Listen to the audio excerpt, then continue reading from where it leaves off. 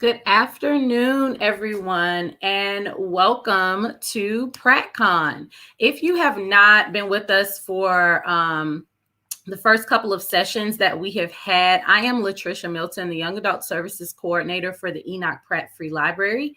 And you are now in the session where we will have Miss Dian Dinh, who will talk about creating masks for cosplay. So without further ado, I'm going to bring her up and she'll begin her presentation.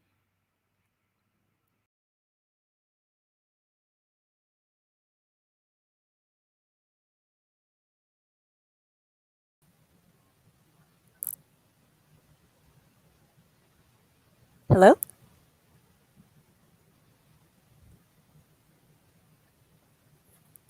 Hello there.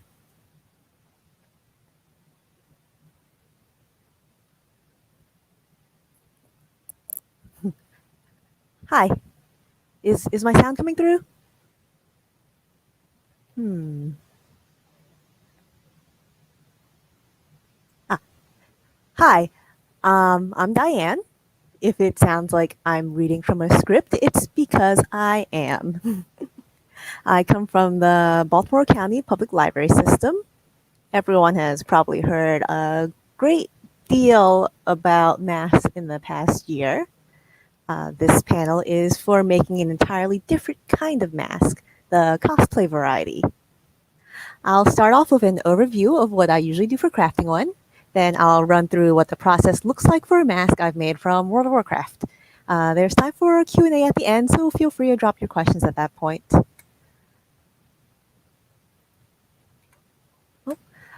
So why do I like making masks? The top reason is I just like the way masks look. It's a fun fantasy of having a different and sometimes monstrous skull, quite different from my regular face. And there are so many styles and ways to make them. I usually stick to foam. I'll talk more about that later. Miscellaneous objects also factor into how I make them too sometimes. Like for the palico mask, the rabbit-looking one down the bottom, the wires for the ears are just coat hangers I had around and I wrapped foam around them. And the mask up top, the Calendar Girl from Batman, the animated series, is just a painted version of a mask I bought off of Amazon. So a few things to consider before starting on anything. Sometimes before last year, I made masks to wear to specific events, which means figuring out when I want finished by. Generally, I give myself a lot of time so I can pick at slowly, several months sometimes, like the Elias mask up top here took at least half a year.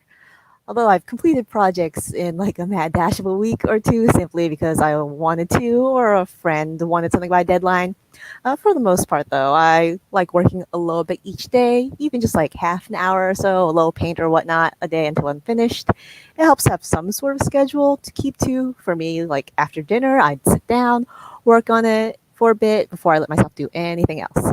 But if you don't finish, there will always be other places and times you can wear them to. I've seen like a lot of stress about meeting deadlines people set for themselves, and really at the end of the day, this is just a hobby, and personally, I think that fun things should include a lot less stress. Then there's the cost aspect of it.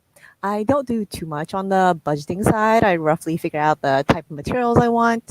Since foam is fairly inexpensive, it works out. I usually buy supplies I know I need consistently in bulk, like adhesives, paints, and foam. As for transportation, sometimes I make parts of the mask detachable, like on the teacher mask you saw on the title slide. The horns can be removed. It isn't something I do frequently since the technical side of it isn't my strong suit. Mostly I make things and then maybe I'll wear them somewhere. Maybe I'll just hang up at home to admire. So for the actual crafting process, a lot of research goes into it before I start. You need some idea of how to actually construct your project. So first, I look around for existing patterns I can use as is or modified. Like for this Mandalorian armorer helm, I used a version of a free pattern from Punish Props. They have a site online I've linked on the slide. All the parts are separated into parts that you can trace, cut, and then glue together. The little hatch marks are super necessary for figuring out how to line up the parts. Since I knew I wanted a smaller helm, as the original was made for a grown man's head, and I'm only like 5 feet tall, I scaled this pattern down before printing it.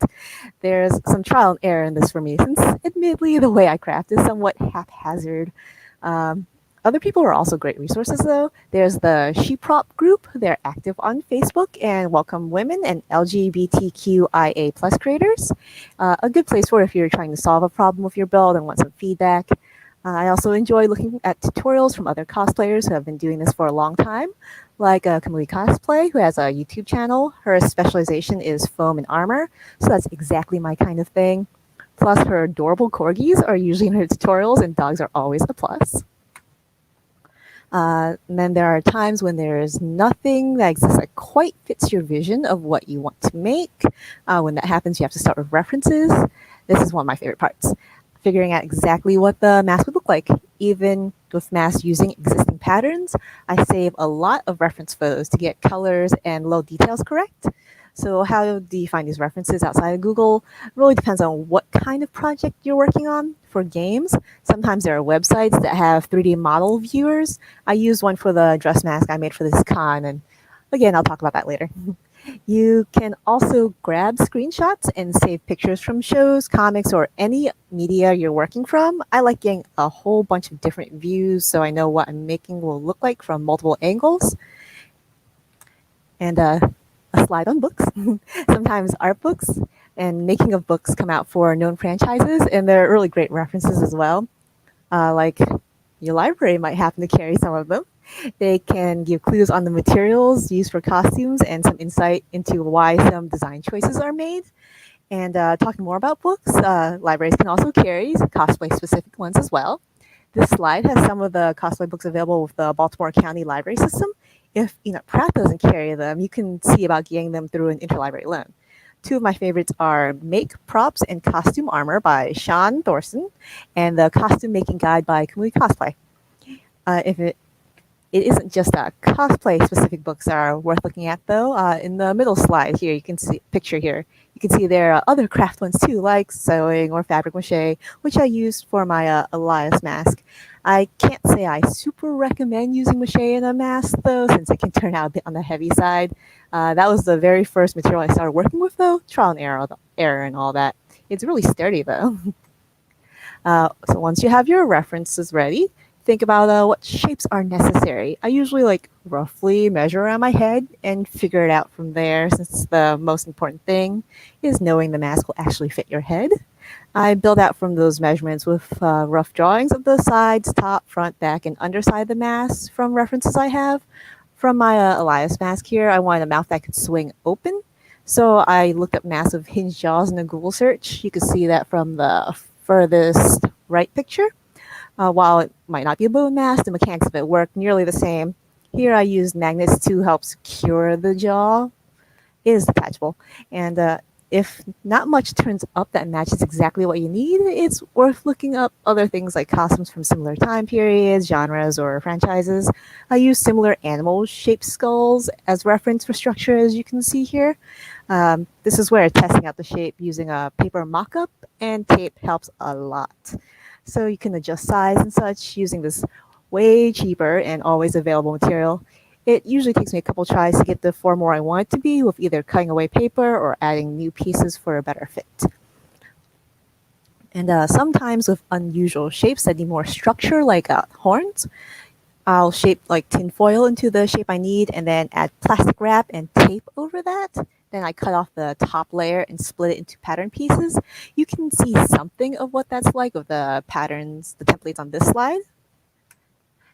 And then onto materials. Here's a list of some of the common stuff I end up using nearly for every project, I'd say. There are a few places I stick to for buying materials. Big expected places like Amazon and Joann's, which are good for fabric, paint, and foam, commonly listed as foam floor mats. They're patterned on one side, though, so you do need to sand those down if you think the reverse side is going to be seen. I also use eBay for things like wire fur and beads and other little bits. Then there are online stores specifically for cosplay supplies. I like cosplaysupplies.com for more specialized material like Eva foam that's smooth on both sides and with different thicknesses, and Warbler, which is a kind of plastic you can heat form. The material I work with most is Eva foam though, since it's cheap and can be very durable if treated the right way. You can heat it into shapes and it's easy to cut and sand. The only downside is that it does take some prep to get the paint to stick to it, and it can be a bit of a mess to work with because of all the sanding. Having a lot of different measuring tools is a good idea. I have plastic transparent ones with grid marks, yardsticks, and mats with grid lines. Self-healing mat is particularly useful since you can cut on it and it has guidelines for measurements.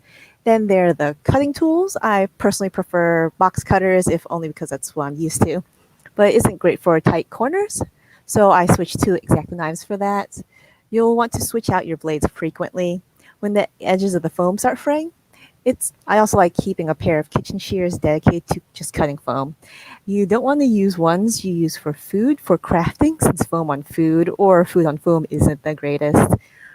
For adhesives, contact cement is the one I use the most. It has a really strong smell though, so you'd want to use it in a well-ventilated area. It also requires quite a bit of dry time, and you definitely don't want it in your skin. After that, I'd say I use a hot glue the most, and then lastly, epoxy, which does require mixing together two different formulas that eventually harden. Epoxy is also a really nice top coat, but requires a lot of sanding, which leads me to what I use for sanding. I mostly use a Dremel on a medium setting. For finer work, I do use sandpaper with different grit levels, working from the roughest to finest. You'll want to sand away from your hands since it's kind of nice keeping your skin intact.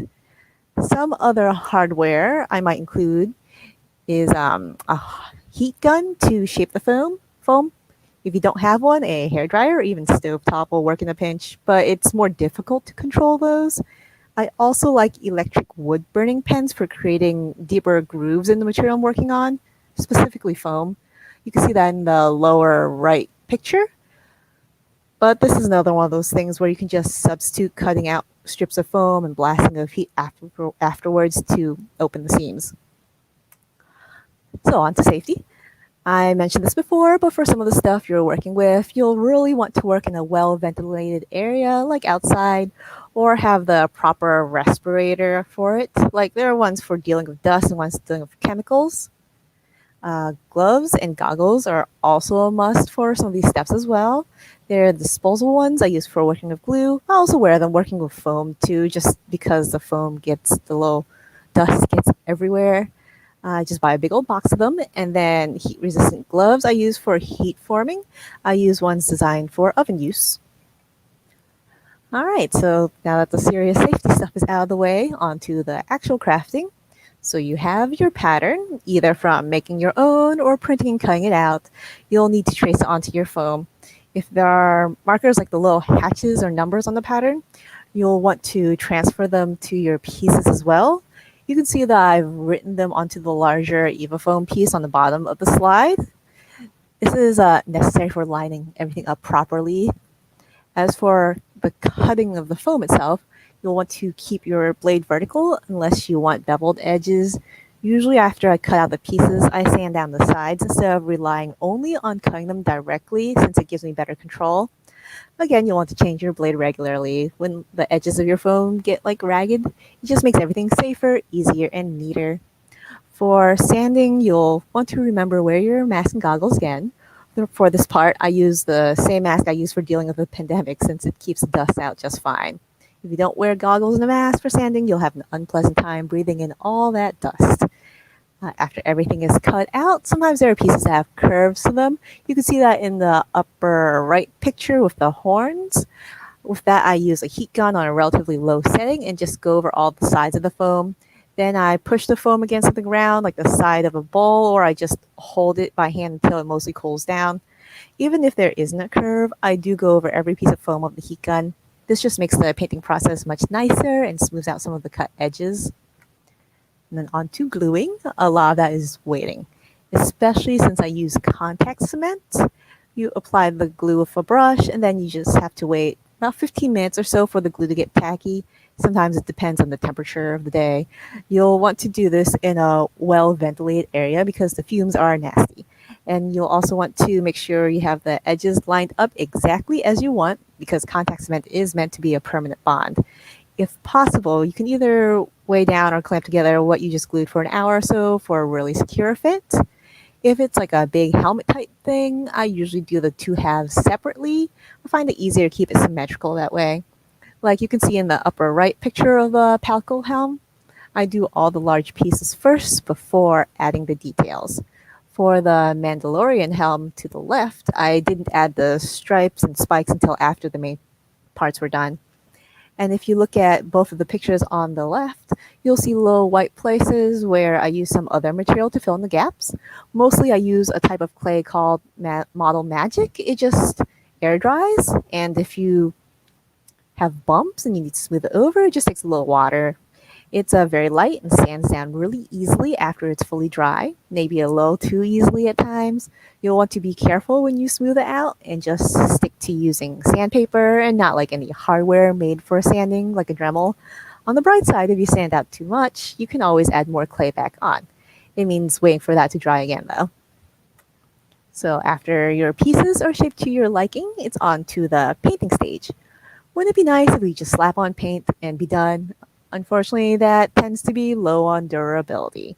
It can flake off really easily without any prep work, especially if it's a piece that will move a lot. You'll save time later if you do the work now and don't need to touch up repeatedly later. To combat that, I'd suggest some kind of primer. It pretty much applies like paint. It's just something that sticks to the foam and gives the paint something to sink into. Some primers come with paint already. I mostly only use the kind in spray cans, so you don't get any brush strokes when you apply it, and it goes on pretty smoothly, provided you remember to shake the can and keep it the proper distance away. If you use like spray too much at once, it can get drippy. I prefer plastic dip. It's just a flexible plastic layer. It's designed for use in cars, so it's durable, but it's another one of those things you'll want to wear a mask for. And also another step that requires some patience since you'll want to do multiple thin coats with dry time in between, otherwise it will be uneven. I only ever use two colors, either black or white. A black base works really nicely for creating more depth in pieces.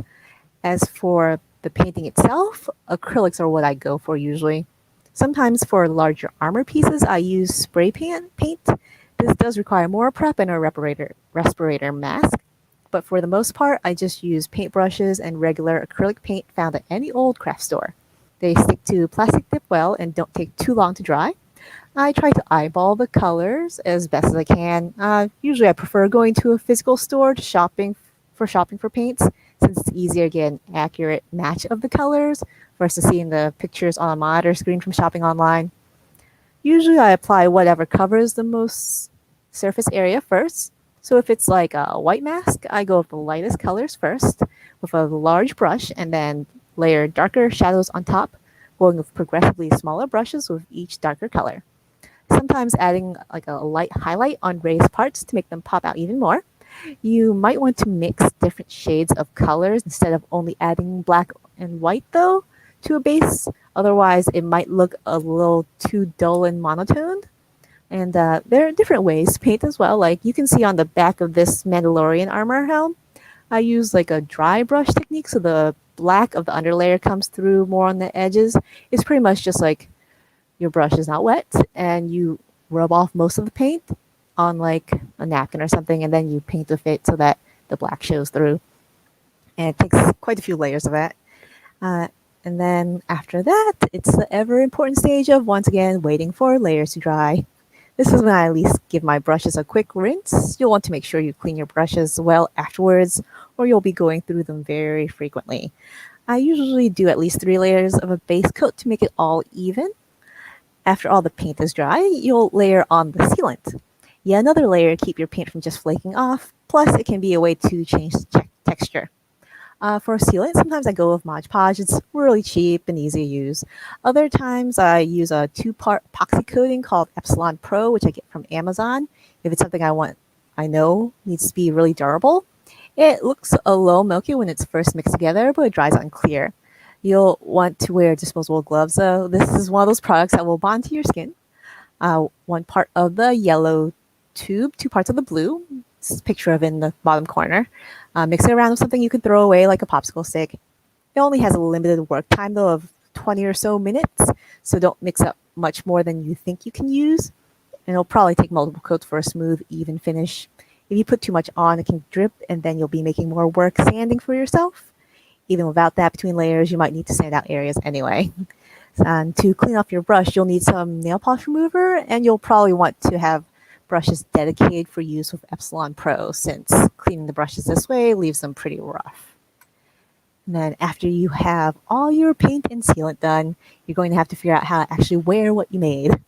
I have to admit, I'm not the greatest at this step. Mostly I try things until they fit well enough. I use clips of straps for adjustability since my measurements are usually far from exact. You can see the top right picture of the inside of my teacher mask from the title page. I've had some straps put both in the back of the head and towards the front, and some foam to cushion it while I'm wandering around the veil on my head. For lighter projects, like the Chibi Elias mask on the bottom, the right corner, you can see I've pretty much just put a little foam circle where it would rest around the top of my head into the mask. I've also used magnets in some of my projects, mostly to secure lighter materials, like if I wanted to make some small detachable horns. Sometimes I use Velcro. I'm not a huge fan of it though, since the little hooks can get stuck on other fabric. And this is just a slide for miscellaneous other materials I might have used. You can see how I've used fake fur to start covering the teacher mask in the top. I cut out strips and just layer them instead of doing it in large patches, since fur is really forgiving with edges. For this, I just use hot glue since the fur isn't anything that has to bear any strain. Now, the bottom left picture is for a character from Mononoke, the series. Even though I've shown a bit of model magic before, I wanted to include a picture using a larger amount of it as the base. As you can see, it works pretty much just like regular clay. You can form it as you want, cutting grooves into it beforehand for like texture, so you kind of see where it's like a little furry looking. And the last picture on the lower left is a mask I just painted add mesh to for the eyes. Originally it was a blank white mask. Oh, and a note for using existing products in cosplay. I think people should do as they please, and if it isn't crafting, that's perfectly fine. As long as you're having fun and being upfront about what you're wearing. Like, don't claim you're making something when you didn't. That's just doing a disservice to the crafter and perpetuating the idea that cosplay is less valid for being bought, and it isn't. And now I'll do a quick run through of all the steps for the mask I made for this particular con. It's a DRUST mask from World of Warcraft. I picked it because I do tend to like somewhat sinister masks or masks with a certain skeletal design. I've included some of the reference shots I used, and also a GIF of a 3D model I grabbed from Wildhead, a World of Warcraft site with a bunch of different item models. From there, you can see that I made up a template, which was frankly just me measuring the width of my head and flat out drawing the design on some tracing paper from just the front view. This only really works for fairly flat masks. I extended the bottom of the mask a bit since I knew it would tilt forward on my face so it would look shorter while worn. Then I duplicated the top branch part since I wanted to have more dimension. From there, I started trimming down the side so it isn't all angles, and used the wood burning tool to cut the grooves into the mask. In the second picture of the back, you can see where I've secured a wire across the top to help give some structure and to give it something to attach a strap to later for wearing. I also started adding the duplicated upper parts for even more thickness along the branches. The last picture on the slide is after I used a heat gun over it to curve it how I wanted it even more. You can see that the back of the foam is patterned. If I think the back will show a lot, I'd sand it down, but not in this case. And now it's looking more like a mask. The first picture, I taped up a large cardboard box and just sprayed plastic dip on the mask inside it. I had to rotate it a couple times to get all the dips and corners, making sure each layer dries in between. Otherwise, I'll just stick to the cardboard. After that, it's time for painting. I really like this part too, since you get to see it all come to life when the paint brings out all the little details. For this mask, I used a white base coat, then an off-white paint. I mix it with tan and brown for shading, and then went over the indents with dark brown. And lastly, I add the bright blue around the eye areas. Once it all dried, I mixed up some Epsilon Pro and slathered on layers with a brush, well, a layer with a brush. Since this mask isn't really meant to look nice and smooth, I only applied one coat, a little later for spots I missed. So after the sealant was all dry, I glued in blue transparent film for the eyes. This was just a thin plastic sheet overlay used for spotlights. I also used it on my Mandalorian armor helm. It's one of those materials I learned about reading from one cosplay forum or another. I also added the straps so I could wear it. I attached them under the wire I placed in earlier. The last two pictures are the complete product. And here are just some other projects I worked on outside of masks. Any skill you use for making masks can apply to just about any other craft project. For the box and the shamisen up top, the majority is made out of foam. You get the same process of shaping, sanding, prepping the surface, painting, more paint, and sealing. Some of the steps repeat more than others, like for the sword on the bottom. Even though I used a thermoplastic called Warbler, there was a lot of sanding involved to smooth out the blade. And well, we've reached the end. Thank you for attending. If you have any questions, feel free to share them in the chat. I know that was a lot of information. Thank you. I don't see any questions yet, but while we're waiting, I do have a question. Okay. How long have you been doing this? Let's see. Less than 10, more than 5 years. Wow. And how did you get started? How did I get started? So I've always liked making stuff. And I guess I'm friends with people who cosplay, and I always liked seeing what they made. So I figured I could give it a go. And that's pretty much just how it went. It's just friends doing things that I thought were cool. Awesome. We have a question All right. in the audience. Are there any sites or forums you particularly recommend? Well, I mentioned the She-Prop Facebook group. They also have a Discord that I check in every once in a while. Mostly it's just I check out what my friends are doing on Facebook and see if they have any feedback. That's pretty much it, actually. Awesome. And is there anything that you're working on now Yes, I am. about? I'm working on it's kind of a loot type thing that I'm working from a Chinese drama that I'm really enjoying. And it's one of those things where there is not a pattern available online, so I just looked up other loots and kind of based the design off of those. It's mostly foam and then some warbler. Currently I'm on the just forming the shapes that go on it stage. I would show a picture, but I have no pictures currently. That sounds really cool. Well, we want to thank you for taking out your time today to share your process in making cosplay masks. And I don't see any more questions.